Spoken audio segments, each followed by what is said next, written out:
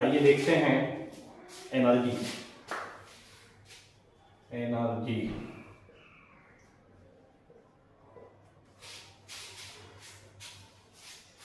Energy के बारे में जानने की कोशिश करेंगे। तो एनर्जी में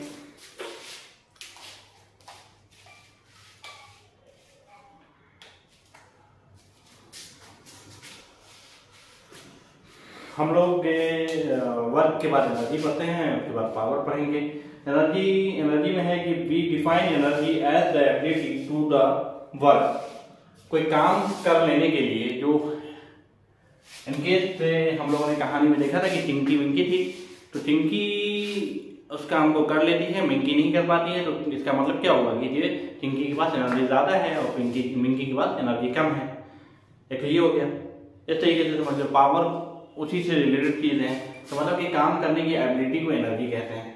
एनर्जी कैसे आती है? एनर्जी हमें खाने पीने से आती है। तो एनर्जी का क्या हो जाएगा? We define energy as the ability to do work. We define energy as the ability to do work. As the ability to do work is called energy. Energy के बारे में दूसरी चीजें अगर देखें तो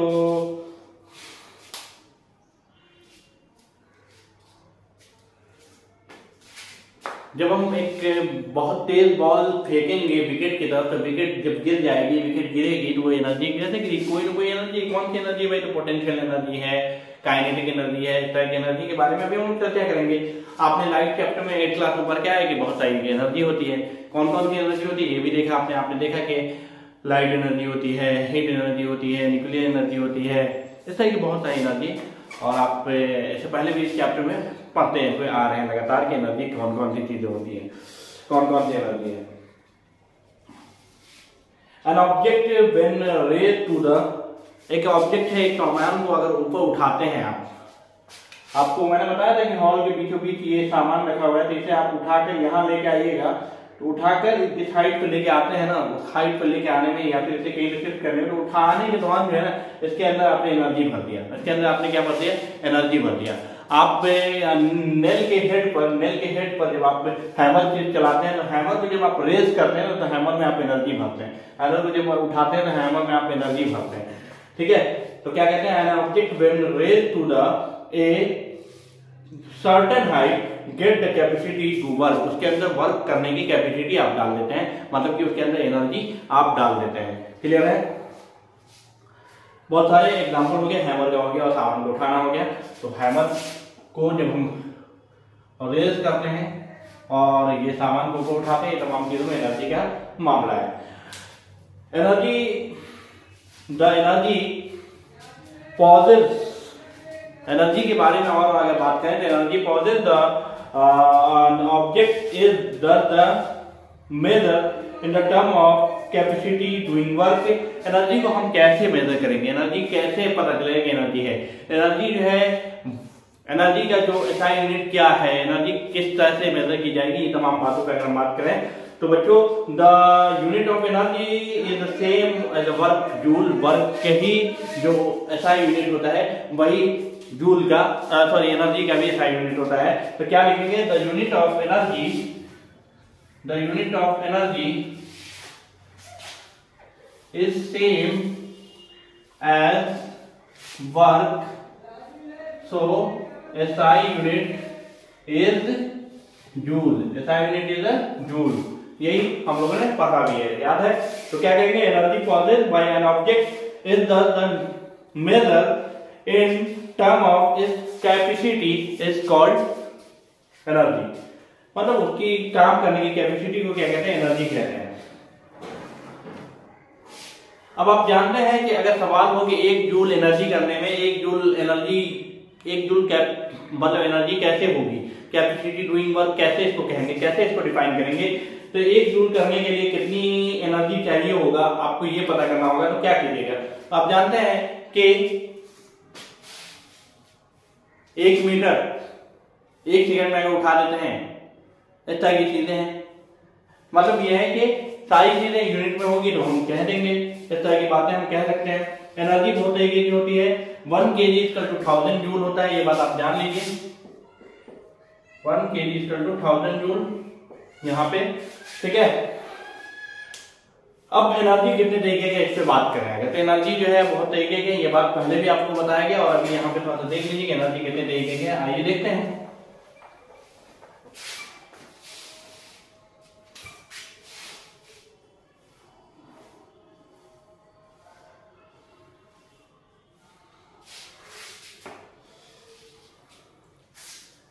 ये पूरा एनर्जी कॉलम में है, बना दिया हमने। ये मैकेनिकल एनर्जी है, मैकेनिकल, ठीक है, ये मैकेनिकल एनर्जी हो गई। उसके बाद electrical energy, light energy, nuclear energy, electrical, light, nuclear, sound, ठीक है। बहुत सारी एनर्जी है हमारे पास, हम बता सकते हैं।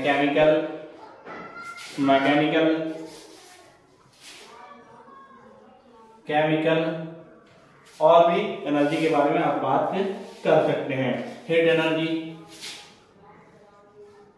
अब मामला ये है कि कौन सी एनर्जी किस एनर्जी में आती है। मैकेनिकल एनर्जी के बारे में क्या हम पढ़ेंगे आगे, तो हो सकता है पढ़ेंगे। काइनेटिक एनर्जी के बारे में पढ़ेंगे, पोटेंशियल एनर्जी के बारे में पढ़ेंगे।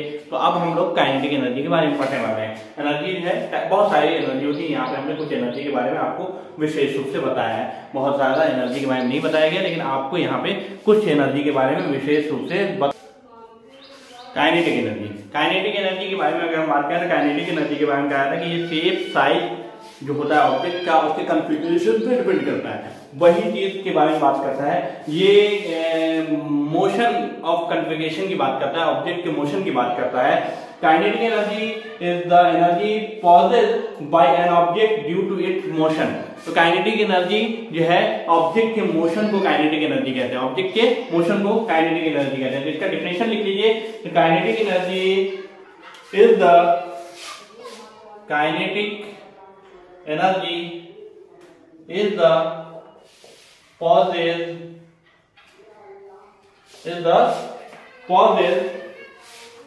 by an object due to its motion, by an object due to motion is kinetic energy। Clear है बात, ये काइनेटिक एनर्जी हो गया। काइनेटिक एनर्जी डिपेंड किन पे करता है। काइनेटिक एनर्जी डिपेंड 2 फैक्टर पे करता है। काइनेटिक एनर्जी कितने फैक्टर पे डिपेंड करता है। काइनेटिक एनर्जी 2 फैक्टर पे डिपेंड करता है। डिपेंड ऑन 2 फैक्टर, पहला फैक्टर और दूसरा फैक्टर। देखिए पहला फैक्टर क्या होता है भाई, पहला फैक्टर होता है mass of body, mass of body. दूसरा फैक्टर क्या होगा जल्दी से बताइए भाई। वेलोसिटी की बात होगी, वेलोसिटी मोशन की, तो velocity of the body velocity पे डिपेंड करता है। ये 2 फैक्टर पे काइनेटिक एनर्जी डिपेंड करता है। आपने देखा होगा कि चिंगी मिंगी के इसमें भी देखा होगा कि मास ऑफ ऑब्जेक्ट दोनों का सेम दे दिया था, लेकिन दोनों में क्या फर्क है, ये बात मामला। अब और एक और चीज है कि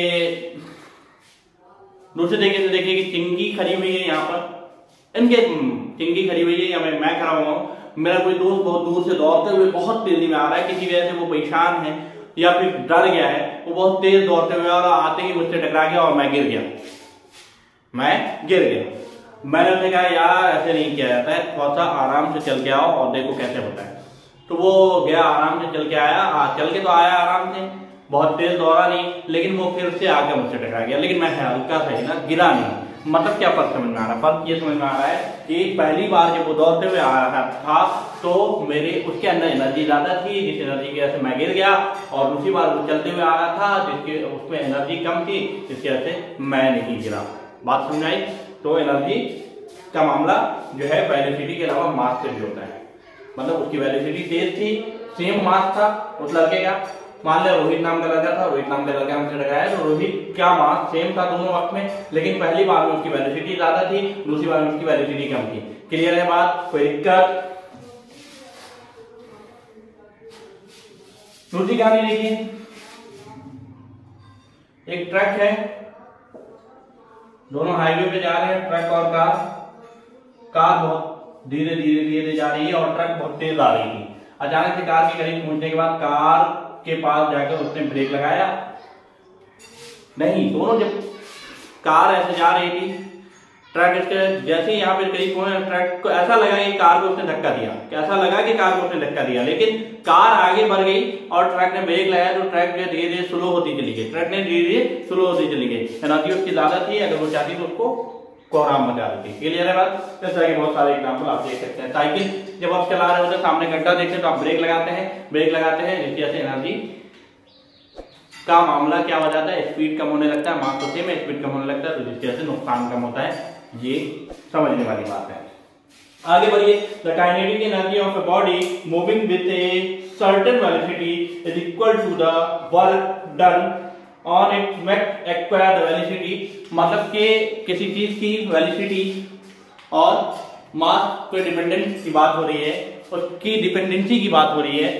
मतलब सिंपल है कि kinetic energy of body moving with a certain velocity, वो सर्टेन वेलोसिटी से मूव करेगा, उसके बाद the work done on the acquired velocity, वो एक वर्क डन कब होगा, एक सर्टेन वेलोसिटी, जब उसकी वेलोसिटी एक सर्टेन एक्वायर कर लेगा, जब वो चीज उसको मूव डाउन कर सकता है, वो उसे खसका सकता है, तब वो वेलोसिटी कहलाएगी। तब तक वो वेलोसिटी नहीं हो, सॉरी तब तक वर्क डन नहीं हो पाएगा।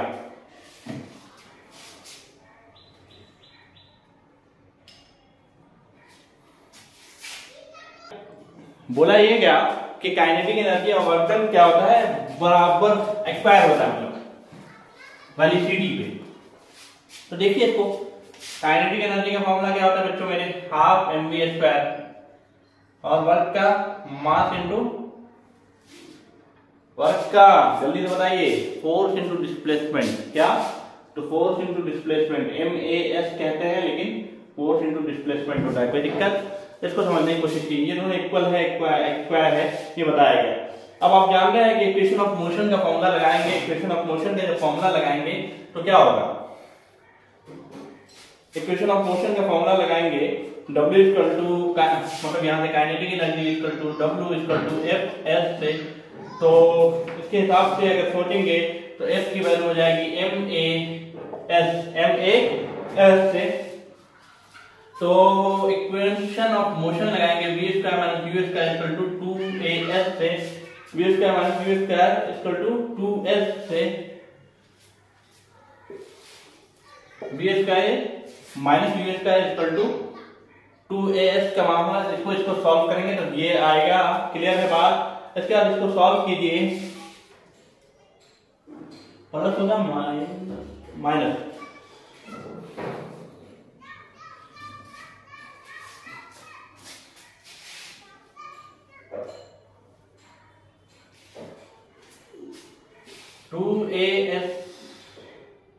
S को यहां छोड़ दीजिए, तो v square minus u square by 2a, ठीक है, 2a।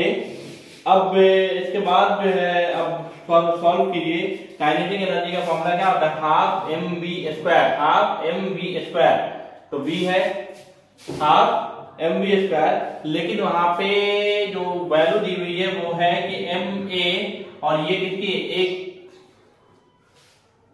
तो v square minus u square by 2a, cancel, तो क्या हो गया देख लीजिए, half mv square minus u square, ये सिंप्लीफिकेशन आ गया। u की वैल्यू क्या है, u की वैल्यू 0 है, तो क्या हो जाएगा, kinetic energy equal to half mv square, आया या नहीं, आ गया। क्लियर है? यही बताने की कोशिश की जा रही थी। अब हम लोग जो है एक क्वेश्चन देख लेते हैं, उस क्वेश्चन के बाद हमारा ये टॉपिक खत्म होगा। क्वेश्चन है कि an object of mass 15 kg